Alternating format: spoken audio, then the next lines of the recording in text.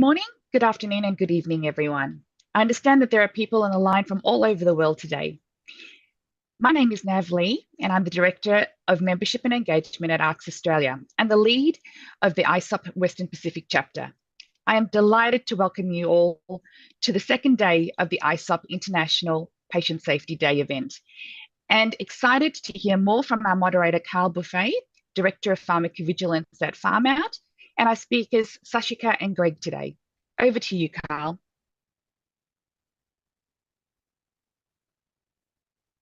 Thank you for that, Nav. And I'm sure that I've got a lot of audience all over from the world on the call today.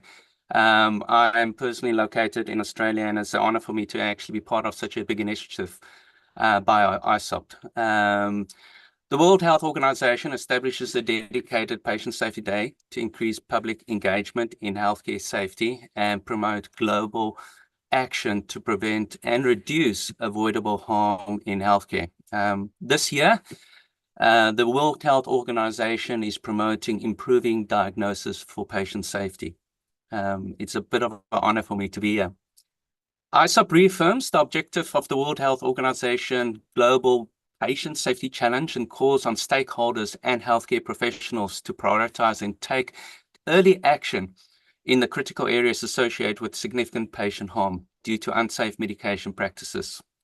These include high-risk situations, transitions of care, polypharmacy, look-alike, sound-alike medications, and other serious disruptions in the provision of health services. Starting today's presentation, I will now ask a video slide from Angela Caro, who will address a few words to all of us, and I encourage you to please listen to her. Thank you. Hello, I am Angela Caro. I am the president of the International Society of Pharmacovigilance, ISoP. And ISoP is a society of pharmacovigilance who works in how to improve the medication safety in the world. We have presence in more than 100 countries, and we are very proud about what we are doing and the society. We have more than 14 chapters. It includes chapters of Africa, China, and North America, Latin America, and other regions. And we are organized by special interest groups too. We have some groups like We Are World Evidence, like medication errors and herbal and traditional medicines, and risk communication, and other groups. We have some meetings that are the perfect excuse for meeting with some people that work in the same field that we work. For example, we have the mid-year symposium each year, and we have the biggest event in pharmacovigilance in the year in the world is the annual meeting. In the annual meeting, we have some conversations with experts who work in pharmacovigilance in different topics. We have sessions for each SIG, and we have the possibility to present some abstracts and oral presentations. We have events with more than 400 posters, and it is so useful for people to show his work. I think that being a member of ISoP is so important because you could build knowledge and you could share with partners about the topic that you are working in pharmacovigilance, and it helps a lot of people. It helps the patients, it helps the communities. We work with regulatory agencies, we work with WHO, we work with other people who is involved in medication safety. Then please join us, see more about us, go to our webpage, and for sure we will find something for working together.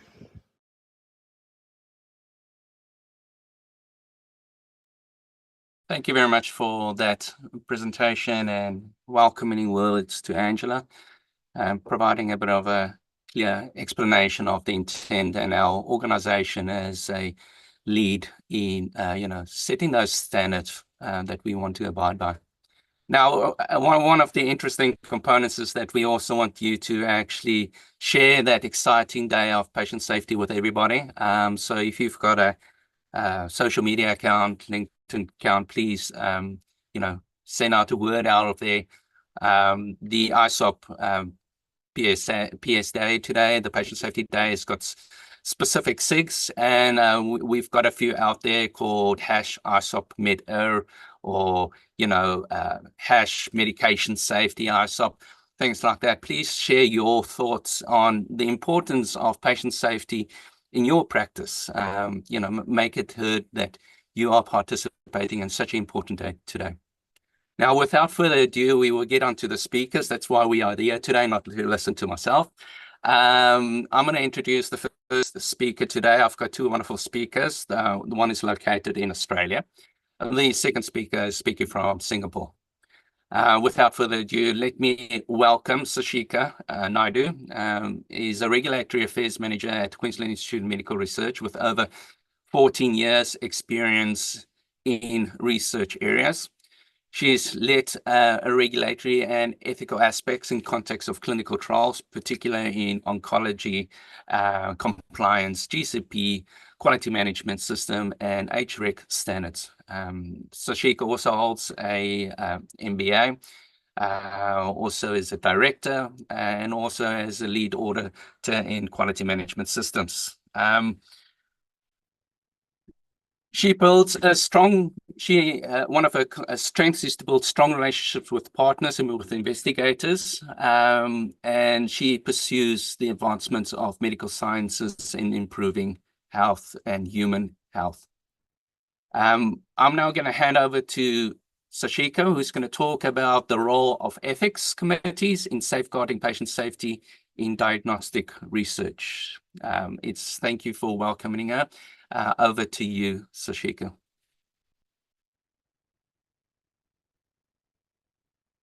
Thank you, Carl.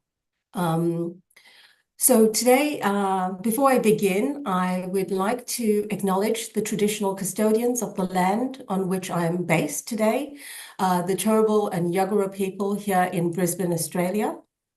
I pay my respects to their elders past, present, and emerging, and recognize their continuing connection to land, waters, and community. I also extend my respect to the Indigenous people from the regions where you may be meeting and joining us today. Can I just confirm from ISoP you can see my slides? Yes. Thank you.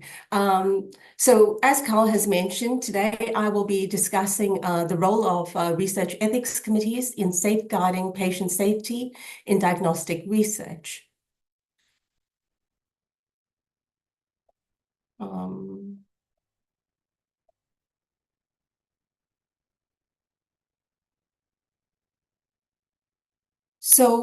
Today we'll explore the critical role of research ethics in committees in ensuring patient safety during diagnostic research.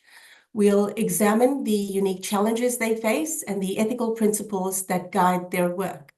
We'll consider the history of research ethics committee importance and function, their role in patient safety.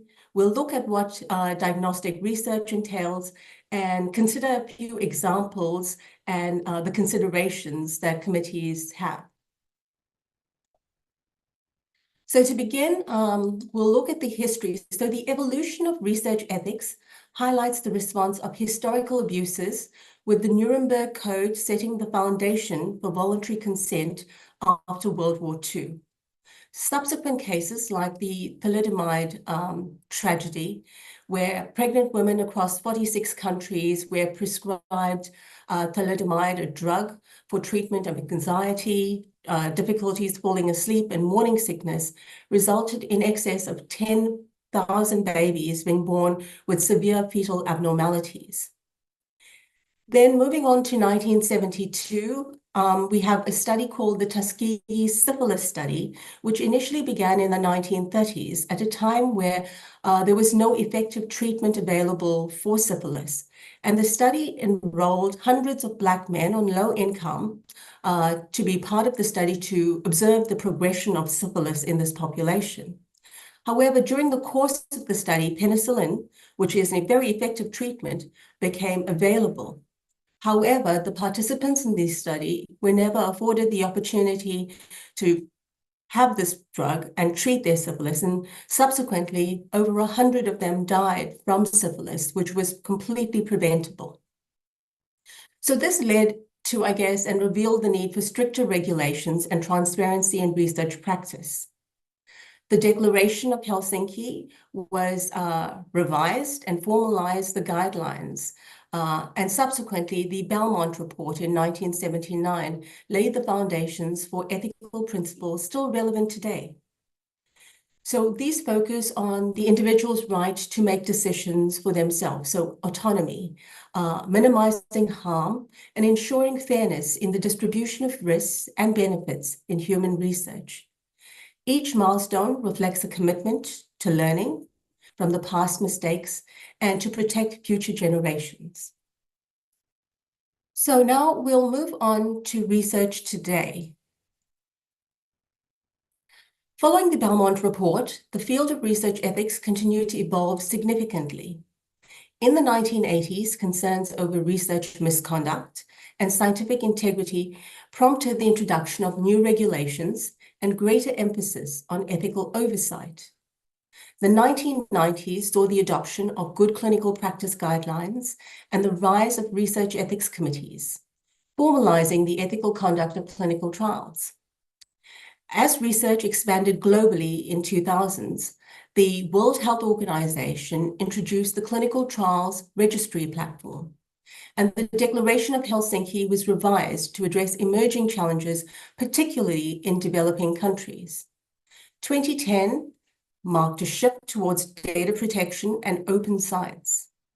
Most recently, the COVID-19 pandemic and the rise of artificial intelligence in research introduced new ethical challenges, such as emerging equity, inequity, diversity, and the consideration of responsible innovation. Together, these milestones demonstrate how ethical considerations continue to adapt and evolve to the complexities of modern society.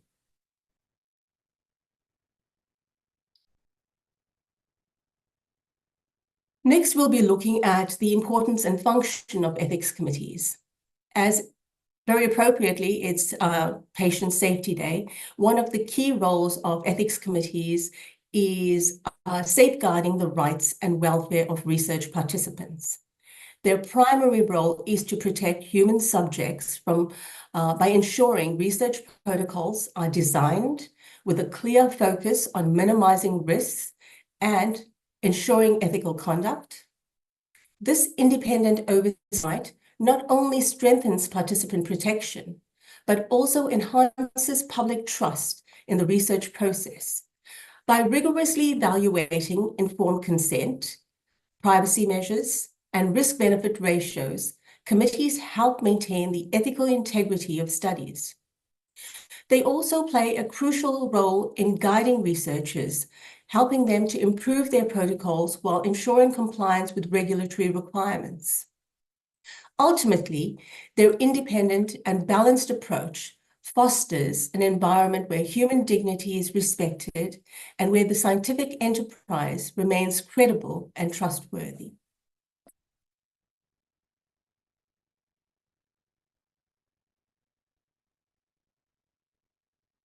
A little bit about the structure of an ethics committee. It's one that is very carefully designed. I'm giving you the basics. Obviously, they may be variations across the region. And it is designed in such a way to ensure a balanced, independent, and thorough review of research proposals. At the core is the chairperson who leads the committee and ensures its independence from the institution conducting the research. The lay members bring a community perspective, ensuring that ethical issues are viewed not only through a scientific lens, but also with broader societal concerns in mind. Scientific experts and clinical experts provide critical evaluation of the research methodology and the clinical aspects to ensure that it is rigorous and valid, while legal experts ensure the study complies with laws and regulations. Importantly, ethics committees prioritize diverse representation, bringing together individuals with varied genders, ages, backgrounds, and fosters well-rounded decision-making. This structure, with a focus on independence, ensures that committees can objectively balance ethical concerns and scientific goals without bias, protecting both the integrity of participants and their rights. Some of the considerations, the key considerations for ethics committees when reviewing research protocols is firstly, ensuring the scientific validity, so the research integrity and merit, and the social value of the research is also critical. It needs to be sound and benefit society. There needs to be fair subject or participant selection, and recruitment processes need to be robust, ensuring that there is no discrimination and appropriate inclusion. Committees also assess the risk-benefit profile, ensuring that the benefits outweigh any risk to participants. An independent review is crucial to avoid any conflicts of interest. Equally important is informed consent, where participants fully understand the study and voluntarily agree to take part. Lastly, there must be respect for participants enrolled, ensuring their rights and welfare are always protected. These considerations are vital in maintaining ethical standards and public trust. So we're going to discuss diagnostic research, and that is the theme of today in terms of patient safety. So what is diagnostic research? It is research that is essential for improving how we identify diseases and conditions in patients, how we make healthcare more precise and effective. At its core, this research evaluates how well diagnostic tests perform, measuring key parameters like sensitivity and specificity to see how accurately a test detects the presence or absence of a condition. But it doesn't stop there. Diagnostic research also looks at the added value of a test, asking whether it provides information that goes beyond what we already know from a patient's medical history or physical exam. Importantly, these studies aim to reflect real clinical practice, helping doctors make better decisions every day in healthcare settings. So I'm going to give you a few interesting examples. I don't profess to know a lot about the foundation information in developing these technologies, but let's look at the first one, which is a CRISPR-based diagnostic for infectious diseases. So CRISPR stands for clustered regularly interspersed short palindromic repeats. You don't have to remember that. So CRISPR refers to a specific segment of DNA that are organized in patterns, which scientists can use to easily locate and edit genes. So it is very, very similar to the search and replace tool in your text documents. So one product that we probably all are very familiar with is the SARS-CoV-2 test kits, the COVID test kits. So this diagnostic uses CRISPR technology to detect the presence of viruses like COVID-19 by targeting specific genetic material in the sample. Now, when an ethics committee has to consider this type of research project, they often have to consider the accuracy and reliability of the test to ensure that tests are accurate to prevent false positives or negatives that could harm patients. They need to be clear about that patients are fully informed about the capabilities and limitations of these tests. And also, I think a very important consideration for ethics committees is about access and equity to ensure that these diagnostics are available across all populations and socioeconomic groups. The next example I'd like to discuss is liquid biopsy, which is exceptionally exciting and promising. And one such product is Panacea. It's a liquid biopsy developed for early cancer detection. And so what it's able to do is analyze genetic material in blood to detect cancer.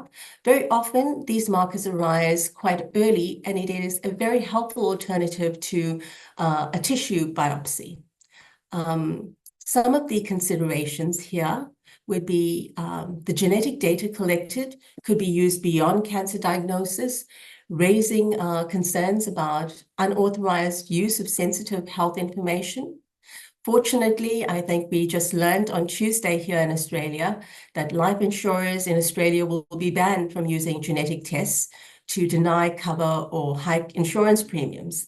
So hopefully that will be enacted in legislation soon. And I think it's a win for consumers and for healthcare in general. The other matter to consider is incidental findings. So a liquid biopsy might detect unrelated genetic conditions, creating a dilemma on whether to inform the patient, which could lead to anxiety and confusion. Once again, informed consent, patients need to understand the potential risks, including incidental findings, and provide consent to how their data will be used and understand the potential emotional and psychological impact of the findings. The next one that I would like to, it's a set of different diagnostics that are emerging, and they're exceptionally exciting. This is AI-driven diagnostics. So an artificial imaging heart disease product that is available currently is Arterius.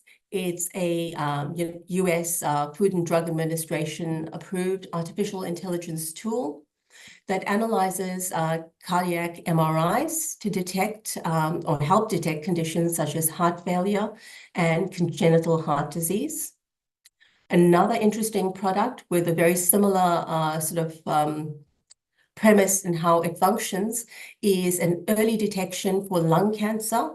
So artificial intelligence algorithms have been developed to detect early stage lung cancer from CT scans.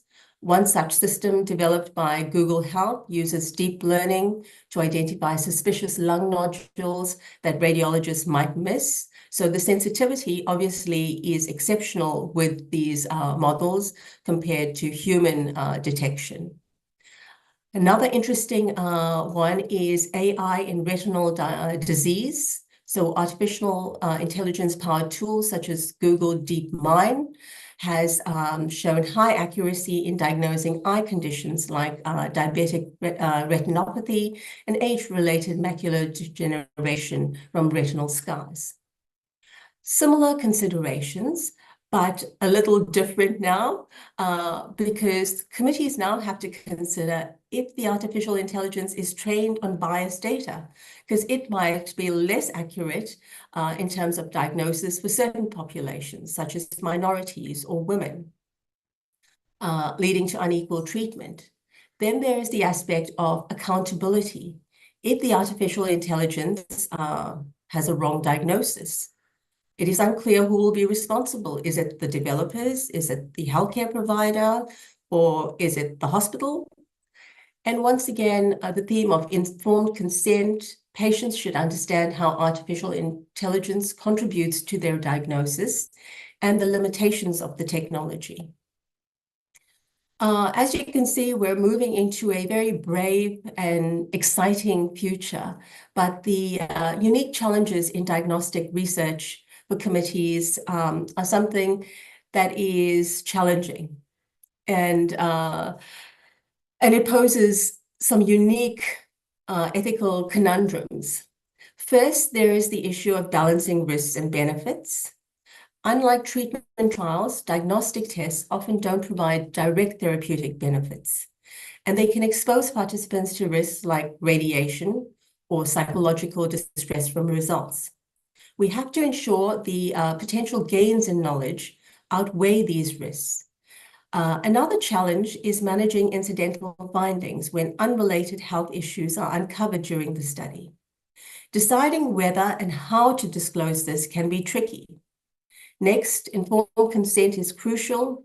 Explaining complex diagnostic procedures in a clear way is essential, but it can also be challenging, especially when there are novel tests and therapies being assessed. We also need to be vigilant about privacy and confidentiality because diagnostic data is highly sensitive. We need to ensure equity in selecting participants fairly, ensuring that the benefits of new diagnostics are accessible to all. Finally, the validity of the test is key. Our research needs to be scientifically sound to justify involving human subjects. Addressing these challenges requires strong ethical oversight at every step. Nevertheless, ethics committees are reviewing lots of different types of research, not just diagnostic research. So they are faced with challenges irrespective. And as we move further into the 21st century, some of the challenges they face is the increasing volume of work, the complexity of research protocols, limited resourcing and administrative support, lack of specialized expertise in novel technologies that researchers are exploring. And of course, there is a very real concern of inconsistencies across committees and balancing the review with timely approvals. So I think looking at research ethics of diagnostic products, it's a very exciting time, but also it's a time that committees have to reevaluate their membership and the expertise and consider the patient safety component in a slightly different way as opposed to a therapeutic where there is a clear drug or device that is created for patients. Thank you very much to ISoP and ARCS for giving me the opportunity to present today.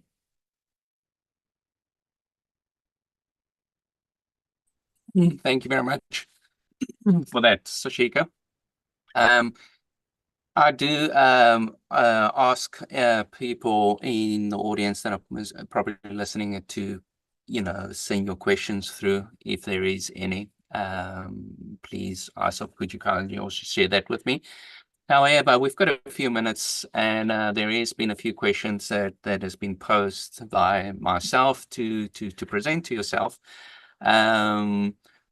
Because artificial intelligence and genetic testing is potentially new in the areas of ethics. The first question that has been posed is, how have modern advancements like artificial intelligence and genetic testing challenged traditional research ethics? And if you do not know, and sometimes you do not know, we've got a number of other questions.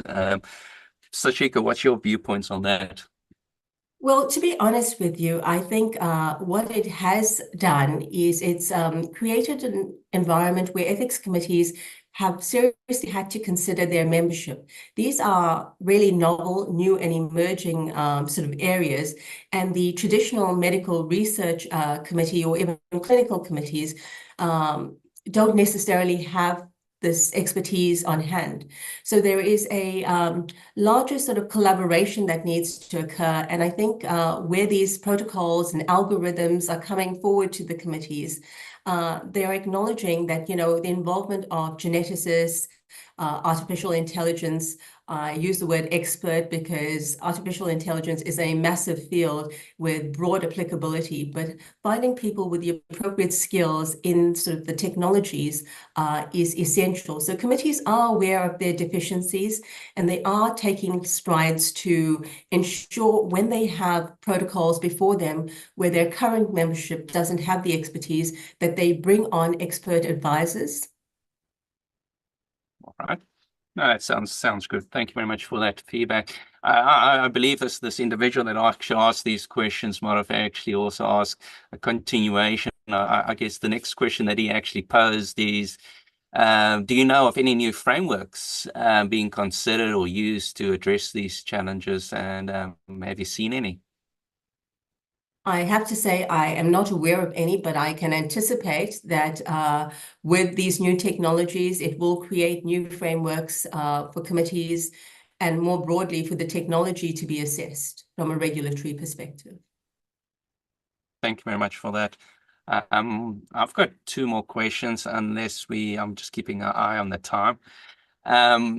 Now, this is always a bit of a challenge, and I know from my own experiences in Australia, this comes up frequently, but this is a bit of a broader question is, what steps can be taken to improve consistency and efficiency of ethics committees worldwide, especially in addressing complex multinational research projects? And it is a difficult question, but what's your views on that component? So I have quite a few very strong views. They're not necessarily representative of my organization or the Australian, I think, research administration community. I do feel in Australia, we are working towards sort of a unified system of a single ethical review for multi-site research. I think at a global level, if very similar to ISoP and ICH, we could have standardized systems globally where we're using the Belmont Report and the Declaration of Helsinki as the basis, that there is definitely an opportunity to standardize our ethical review processes such that they're relatively consistent. I think we have to also acknowledge that where there are committees, there will be different individuals with different perspectives and approaches, and that would make it somewhat challenging. I do firmly believe that there is opportunities at a, I guess, global level, but we have to acknowledge the different sort of economies and the countries that we're working with. So I think in a utopia, we would have a standard ethical model that could be used across the globe. But I think in the Western Pacific, we definitely are in a position to make strides to unify our processes for committees to ensure greater consistency and predictability for our researchers. Thank you very much for that, Sashika. I do actually have just the last one more question, and I didn't see any other questions being presented. In your views, and this is most probably just your views, is what can ethics committees do to keep on top of this rapid evolution of medical technologies, particularly with the rise of personal medicines and artificial-driven diagnostics? I will have to say that very much like the sort of the directors' boards in Australia, what needs to happen is there needs to be a review of the membership frequently. There needs to be greater diversity, both in age, gender, and expertise. My view is that the new world isn't coming, it is here. And so we can no longer have sort of committees with very old experience because technology is evolving at such a rapid pace. So I would think bringing on younger people who are working in that space with the expertise, as well as respecting the old guard and their traditional values and expertise, where we can understand the populations that we're dealing with, understand the technology and the considerations, but I think definitely a constant renewal and refreshing of the committee to ensure that we are responsive to the type of research projects that we are reviewing. Thank you very much for that, Sashika. From ISoP's perspective, from our viewpoints, thank you very much for presenting today on the topic of the role of ethics committees in safeguarding patient safety and diagnostic research. I do believe that there has been good takeaways and considerations that everybody could take on board. With no further ado, I'm going to move over to the next presenter. The presenter is located in Singapore. He's going to talk a bit more of the IT and AI-driven discussions, but I'll let the expert also speak in context of that. I'm going to now present Greg Michaels. Greg is the CEO and thought leader of PVApp. He's a cost-cutting edge startup focused on revolutionizing pharmacovigilance through innovative software solutions. The participant of the AWS and NVIDIA accelerators also. Greg has led development of e-clinical platforms, ERP systems, mobile apps, and the enhance of efficiency and effectiveness of pharmacovigilance processes. Moreover, He has successfully managed global pharmacovigilance setups with high-profiling projects, including AstraZeneca COVID-19 vaccine. He's a technocrat at heart. I've also had the opportunity to speak with him on numerous occasions. Greg brings a unique revision, way of approach to software development, striving to align technology enhancements with the needs of pharma, CRO, and biotech industries. And he's done this for quite a few years. So, Greg, without further ado, I'm going to ask you to present your topic today, and allow you to talk about how efficient your organization is and what we can learn from you. Over to you, Greg. Thank you. Thank you.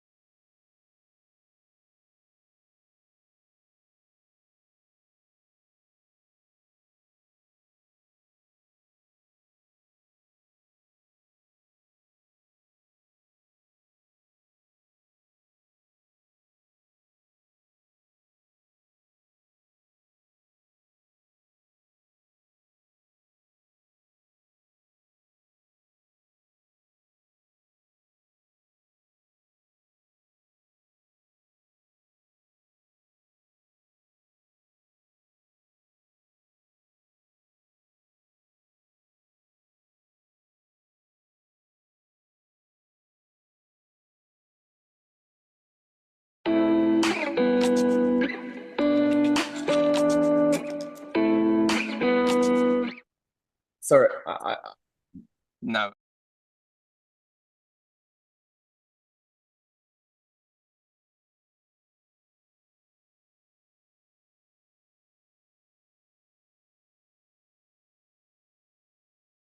It's something like that. That in the variety of the cases, there's always happens with the diagnostic errors due to reasons, of course. But this is the numbers that the most important here. That's the major and moderate errors and leads actually to the severe conditions for the patients participants.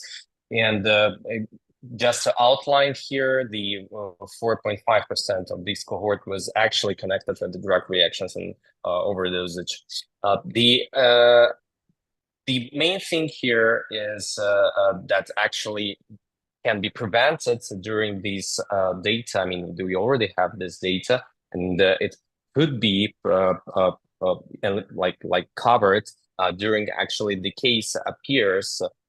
If, for example, the physicians had the proper decision helping systems, or the systems that allows them to know more information and to cover certain reactions, understand actually the reality they deal with. So this is like one of the examples where the misdiagnosis, and actually the most frequent one was the pulmonary embolia in this particular study, and the lung cancer, and it was all the miscondition due to diagnostics, the lack of diagnostics connection information. And even if we go into the modern, it's goes to the more like a 24 data, and it goes to the data from sources that we have right now.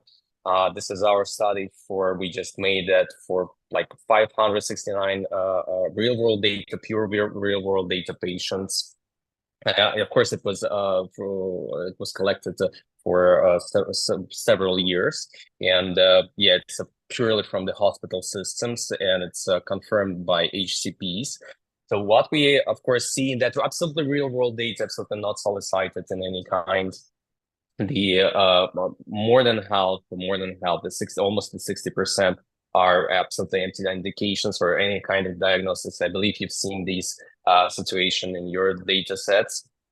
And of course, the minorities fulfilled the data about the indications and actually some information about the patient history, etc. And this actually a trouble because there's actually no data in means of statistical analysis because the more of them is lacking. So what we can do with that? Why it's happening? So because what we heard from the questionnaires with the physicians and actually the professionals here that even I don't have even 5 minutes. It's just like station from the physician because it means of the you just need to open something, fulfill something, go there, go here, and that's sounds easy, but it's always a life. It's always the patients. It's always some more important critical things and.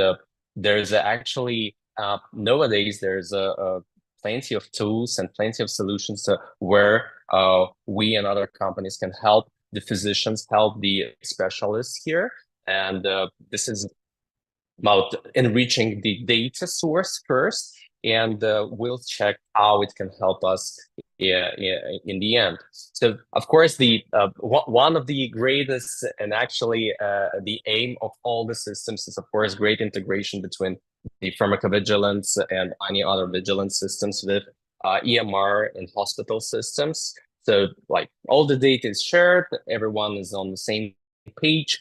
But it works only in developed countries and the developed systems where the actually the hospitals are more or less connected. When we go to the many real world, actually, this is you can rely only on the direct reporting and electronic medical record systems. It's of course they're growing. It's absolutely growing number of them, and it's great.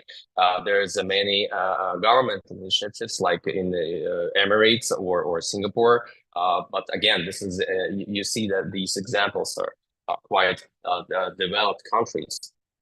So still, generally, the basis you can rely on this is the real world, and how we can improve the actual efficacy, how to make it even easier for any physicians to fulfill the data and actually make that underreporting issue that we always talking for years a result. This is a variety of tools for the one-tap scanning from the paper-based and source, and you can just do the one tap. It's nearly 1 second to get the proper case and diagnostics data into some form or system. It's of course voice to text inputs. It means the physicians like to just send the voice messages, and it's of course it saves time and it's more convenient in some cases when rather than typing that and look at the screen.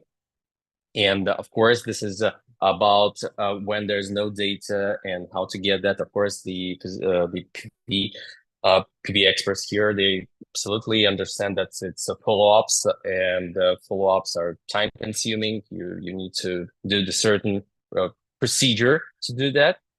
And of course, if that's automated with chatbot, it's really great time saver, and it's actually fulfills the data. And of course, this is the real world data and the global manufacturer data generally that goes back to the physicians as the informed decision making for they have the actual data, not only leaflet, not only the label, the more the actual data about the certain indication or treatment, and actually they can deal with this quickly on the proactive basis rather than reactive basis when it's actually happened. And it's actually for me personally, this is not success at all. So we of course need to go from the post analysis to the proactive elimination of such things. This is about the patient safety.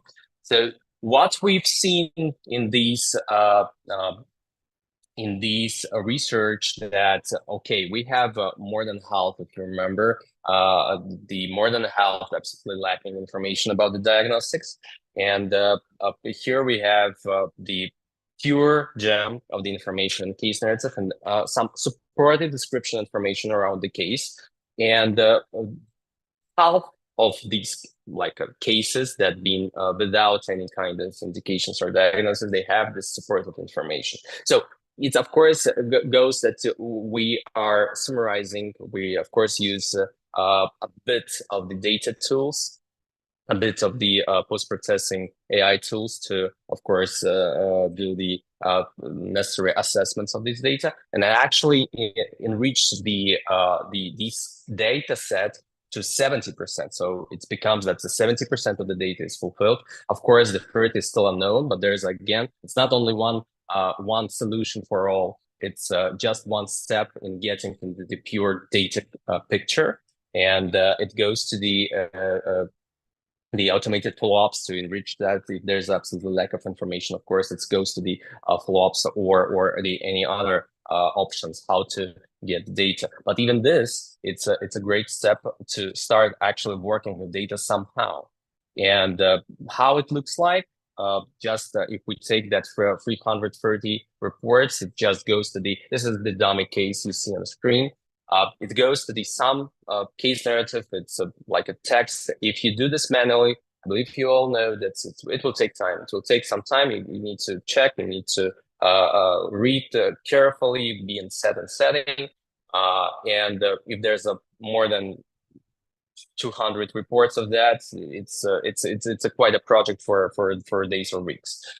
And if we go through the automated tool here, so it goes directly in a few minutes, in a few seconds, it goes to the structured summarization. This is one of the simplest examples how it goes into the dispersed data, and it goes into the structured terms and structured form, and it becomes applicable for any statistical analysis.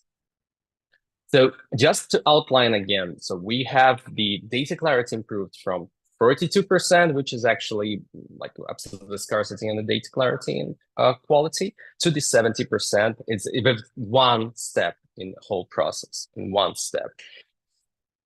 And it's actually a huge.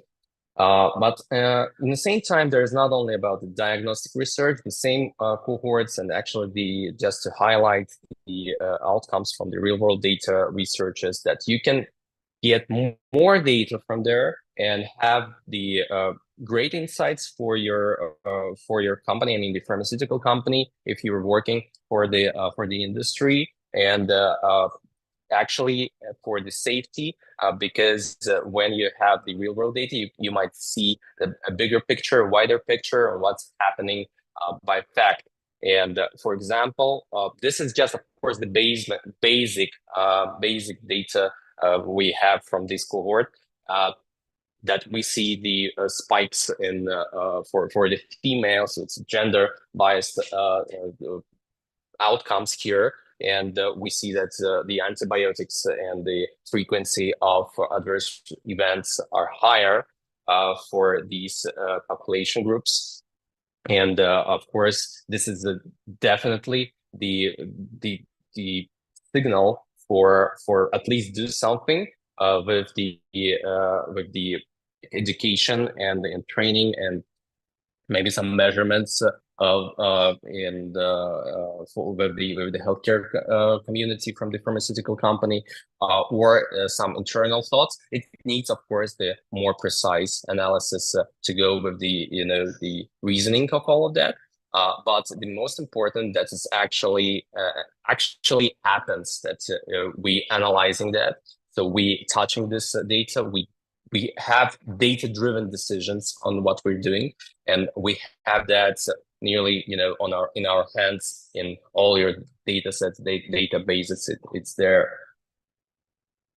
In the same time, the risks and automation, all the buzzwords like AI, blockchain, all the shades of the technologies these days, it has the risks, and we should be aware about the risks. So this is just the random example I just want to outline here, that AI in different implementations. We see, of course, the intentions how AI or automation can help us. Of course, we need to remember about the potential flows here, and actually there's a few examples of the potential flow.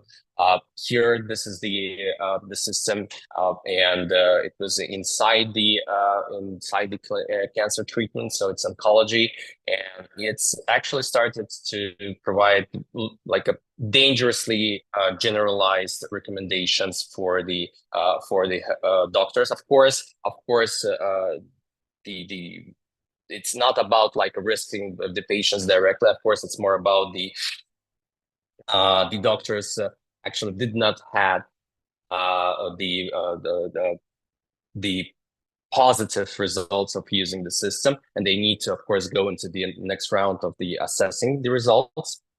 And of course, they are relying on the system, and there's always a risk that some healthcare professional might miss something or being confused by the machine. That the reasoning, it was the synthetic data when this was generalized portrait of the patients. So when it becomes to the real patient, the AI just generalize that and give the non patient-centric, the certain patient-centric decision, which is quite dangerous here. Another example is, of course, this is the more about the process system, and this is about the hospital system that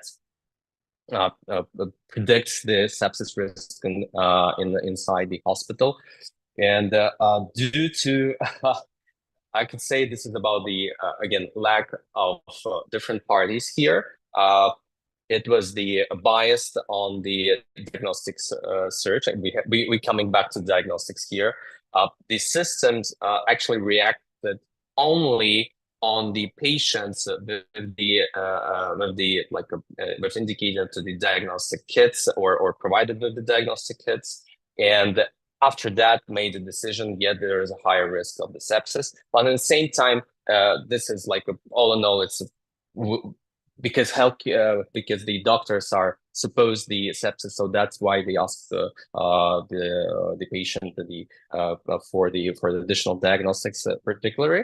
So AI here missed without these diagnostics indications, without this diagnostic kits, it was missing the predict sepsis risk. So it's not achieves the aim which the system was supposed to, and it was like less than 40% of accuracy when there's no any diagnostic test. So it means like it's nearly can predict the sepsis.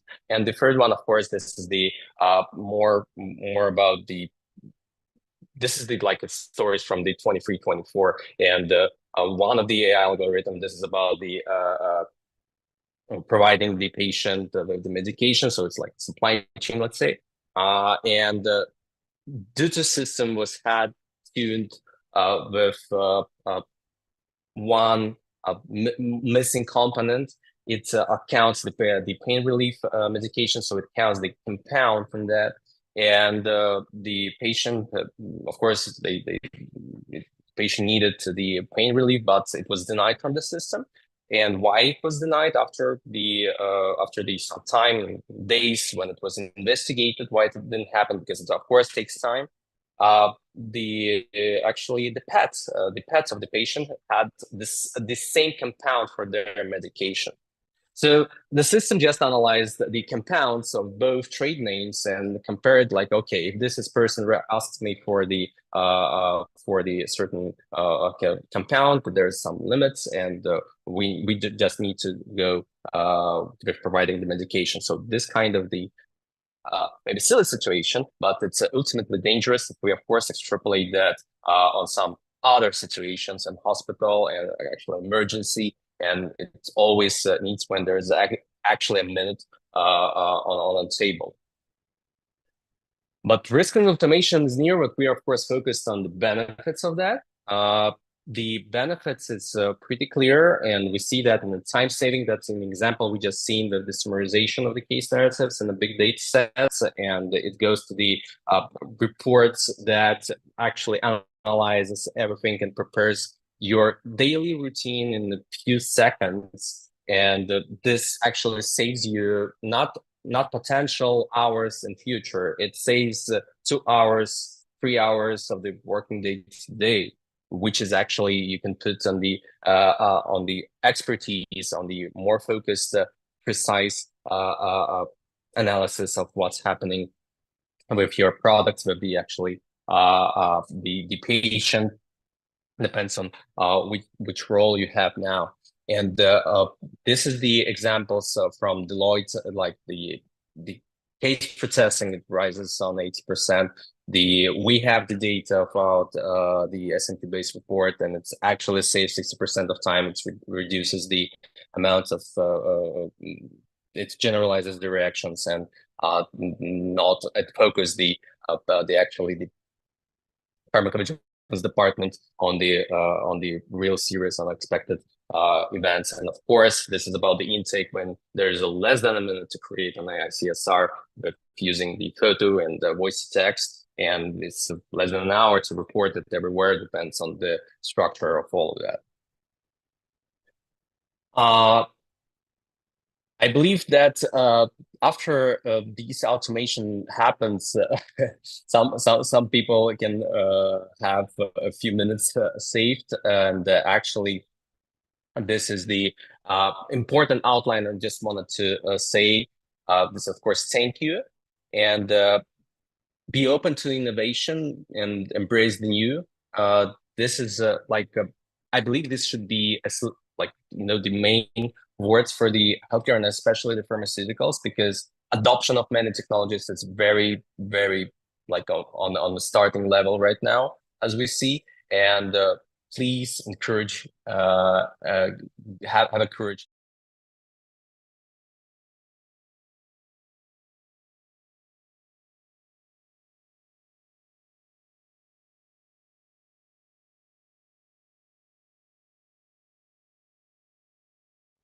Thank you very much for that, Greg. And I'm going to keep you on the line because I've got a few questions that have been presented to me.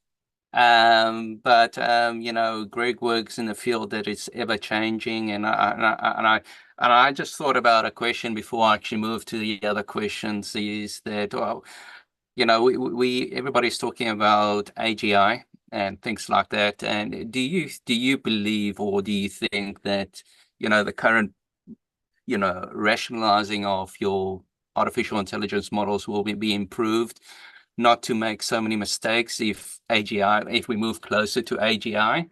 You mentioned one about people not getting the appropriate treatment because pain relief due to sort of mistakes by technology. Do you think that will be avoided with time? So there's 2 questions. First, about AGI. I mean, AGI, this is about the terms, right? What is the AGI and when we will achieve that? Then, especially in pharmaceuticals and all the AI in pharmaceuticals, this is about the actually responsibility and the rules, and actually how the certain players on the market do the thing.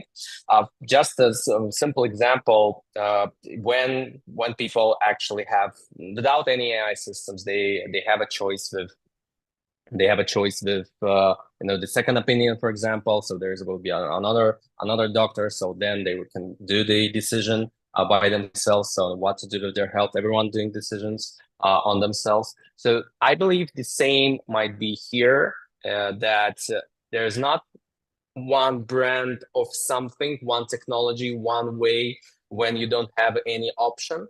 There will be, again, the second or third or fourth or even more opinions on certain case. We will be not specifying the certain the therapeutic area or something. So there will be a choice between the systems. Everyone could have mistakes. People, machines. It depends on the error rate. It depends if it's working. Well, the second thing, how to eliminate that. I mean, particularly in that cancer treatment, of course, it's to use both synthetic data because it will be used. It's really great thing. It really helps for all the AI companies.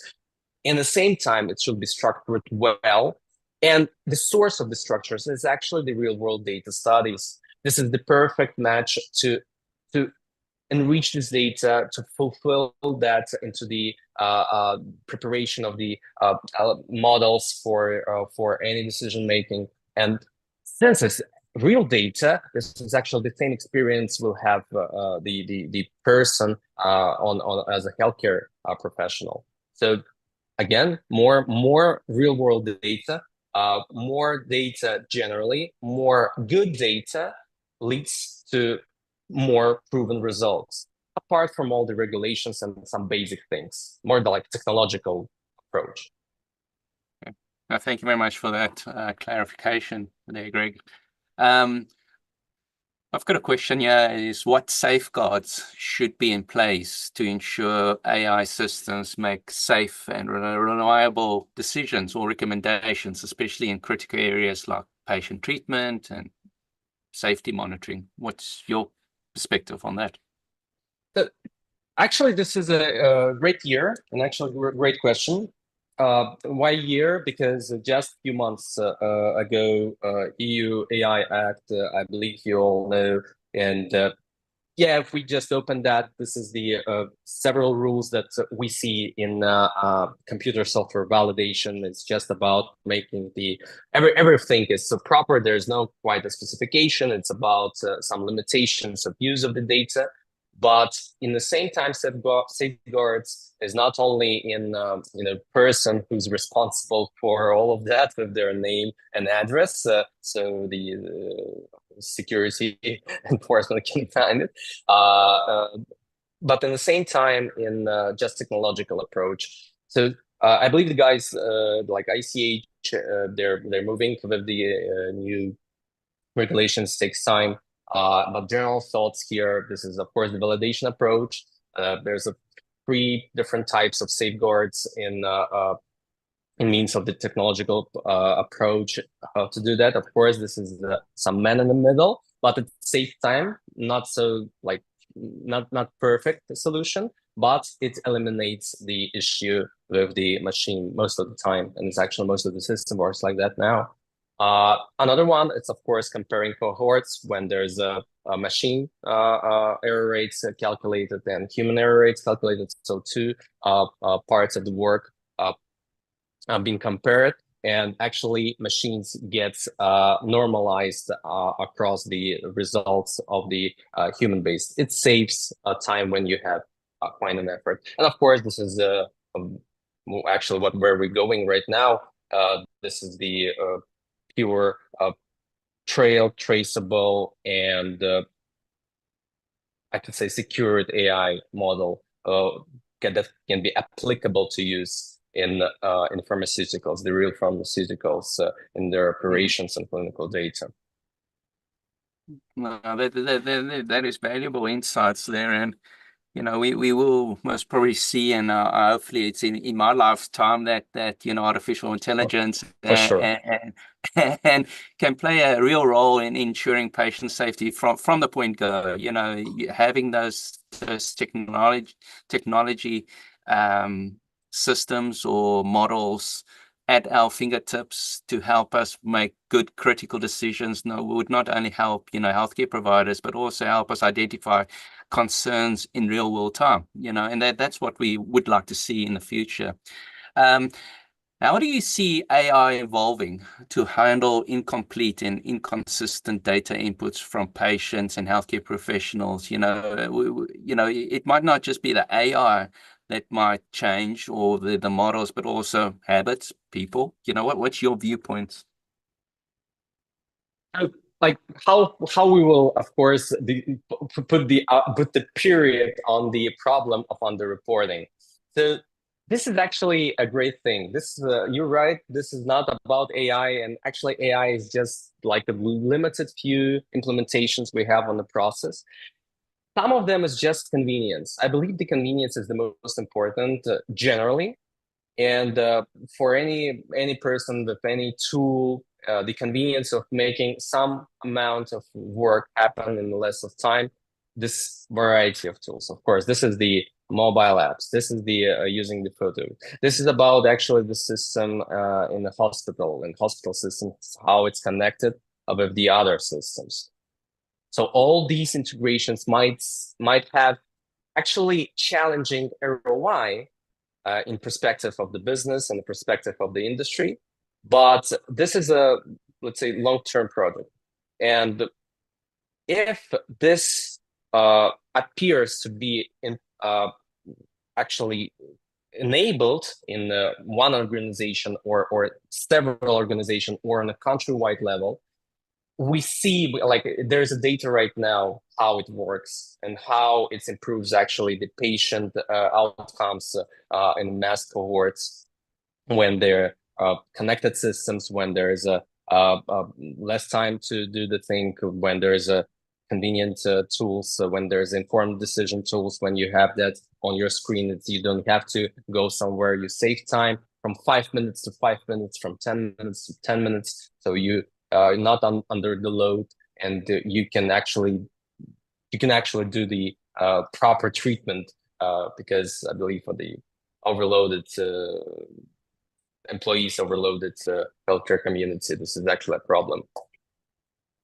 Yeah, it is always a challenge to do more in less time, and I think that's unfortunately the world that we've entered in. You know, with technology and everything happening at such a fast pace, we ourselves, unfortunately, we are human, and you know, we will need to leverage what is available around us. Now, I've got a last question, Ewan, and this might more or less just give people who's listening in on the call a bit of your own perspective on, you know, patient safety as a whole. You know, you have traveled to many conferences this year, and I see that you travel from one part to the other part, and you recently returned from China on a conference down there, and you've seen a lot of technology changing, and we know that there's a lot of misinformation about things out there that's happening, and you know, some people are trying to even get diagnosis done by ChatGPT, which is a big no-no. So I'm just putting it down there.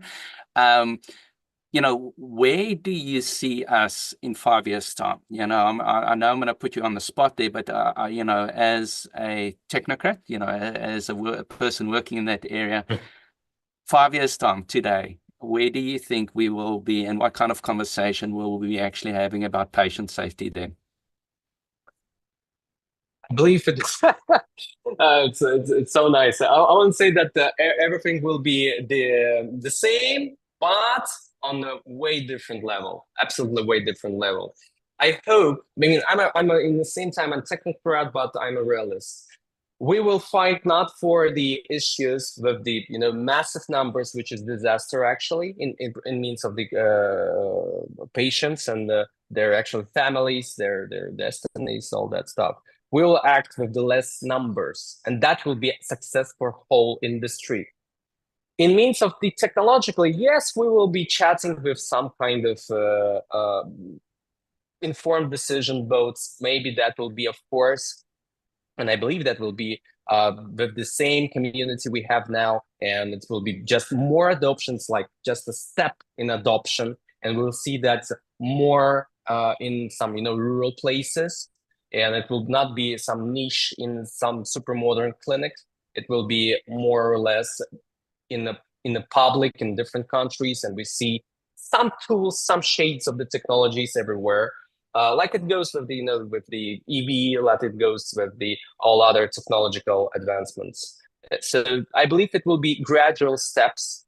There will be no like a fully automated AGI, because actually this is maybe there's no reason for that. And I believe in the 5 years, the greatest success we will have if we will keep on the line with these innovations, and if we will reduce the numbers, and if we'll reduce the numbers significantly. And that's, I believe, our perfect future.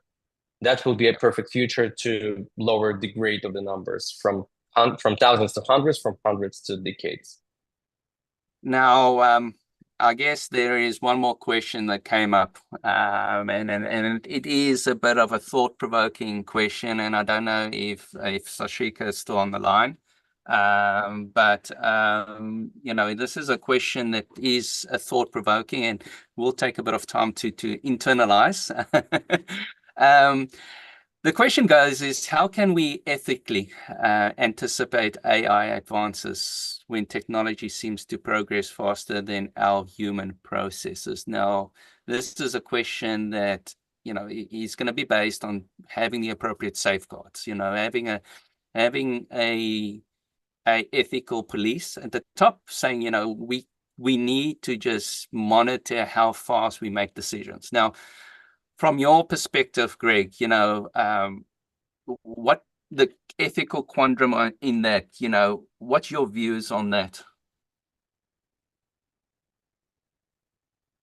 I can just refer that ethics maybe it's related to some person, right? So ethics is a personal perspective of the question. But I mean, how it all goes, it's again gradually. It goes with the, like, of course, people becomes using that. People are actually changing. We're not stuck in some time. We're changing. This becomes the part of us. The part of us becomes the internet. This is the part of us. I mean, generally, and it goes more and more. It's the numbers shows the same numbers will be about AI. We'll become more and more AI driven, and the person will be in vivo and in silico in both. And I mean, I'm not literally, but yeah, it will be just a part of us in means of the progress and how we act in the world. In means of the, you know, questions like do androids dreaming about electro and some refer to Asimov. I believe there is still a question. There's many other questions actually, and I believe that AI here is a more technological question, and actually just process of making it better, like, you know, step by step. It's less ethical here, I believe, just from my technocrat perspective. No, that's an honorable answer there, Greg. And you know, it does take a bit of thought provoking, and I'm sorry for putting you in the spot there. Sashika, from your research and your experiences, you know, I don't know if you heard what I said, but how can we ethically anticipate AI advances when technology seems to be progress so much faster than our human-owned processes? My perspective is that we should employ a human-centered approach. We need to think about the people, because I think there's a lot of perception, and I've alluded to it as well, about the speed at which technology works. But we also have to think about the impact of it, because when we have these early developments, the impact is quite low on the population. So it does give, I guess, regulators and ethics committees an opportunity to catch up. So it is an opportunity for us to look at our regulatory and policy development and try to be proactive and responsive, and as well as to know that, you know, irrespective of which generation we live in, there are always going to be changes. So ethical review frameworks need to be adaptive, and we need to know that there's a lot we don't know. So a classic example is in genetic research. We request participants quite often to give us extended consent to participate in research that we may not know. The reality is that the future is unknown. It is brave, it is scary. And when we realize that we are doing something that may not have been within the appetite of that cohort of individuals, we need to actually go back to them and say, you know what, this is what we originally consented you for. Is that something you're still comfortable with? But it will require collaboration between sectors and greater public engagement and education, because AI isn't necessarily scary. It isn't necessarily something that is going to remove your autonomy and steal your data. It's about having frameworks and procedures at this early stage in place to protect people and to educate people, so you understand what your personal thresholds are. But thank you very much for that. And I don't know if Nav is still on the call. I'm gonna call it just in a few minutes just to thank you everybody. But from my own perspective, I would like to just thank Greg and Sashika for presenting today. We are all in this for patient safety, and the focus is here to ensure that we, as healthcare providers or individuals working in the space of technology, put safeguards in place to expedite patient safety. I want to personally thank you for ISoP for asking me just to moderate the presentation. And I'm just going to ask Nav just to close the discussion from this area from our perspective. Thank you very much, Nav, and over to you. Thanks, Carl. And thanks everyone for joining us today. It was a great session, and I'd like to extend my thanks to Sashika and Greg for speaking, and Carl for you moderating. Everyone online for participating and listening into these great speakers, and obviously for ISoP for organizing this fantastic event. On behalf of the Western Pacific chapter, we thank you all for contributing and being involved in this Patient Safety Day event. Thank you and goodbye. Thank you. Hello, I am Angela Caro. I am the president of the International Society of Pharmacovigilance, ISoP. And ISoP is a society of pharmacovigilance who works in how to improve the medication safety in the world. We have presence in more than 100 countries, and we are very proud about what we are doing and the society. We have more than 14 chapters. It includes chapters of Africa, China, and North America, Latin America, and other regions. And we are organized by special interest groups too. We have some groups like real world evidence, like medication errors and herbal and traditional medicines, and risk communication, and other groups. We have some meetings that are the perfect excuse for meeting with some people that work in the same field that we work. For example, we have the mid-year symposium each year, and we have the biggest event in pharmacovigilance in the year in the world is the annual meeting. In the annual meeting, we have some conversations with experts who work in pharmacovigilance in different topics. We have sessions for each SIG, and we have the possibility to present some abstracts and oral presentations. We have events with more than 400 posters, and it is so useful for people to show his work.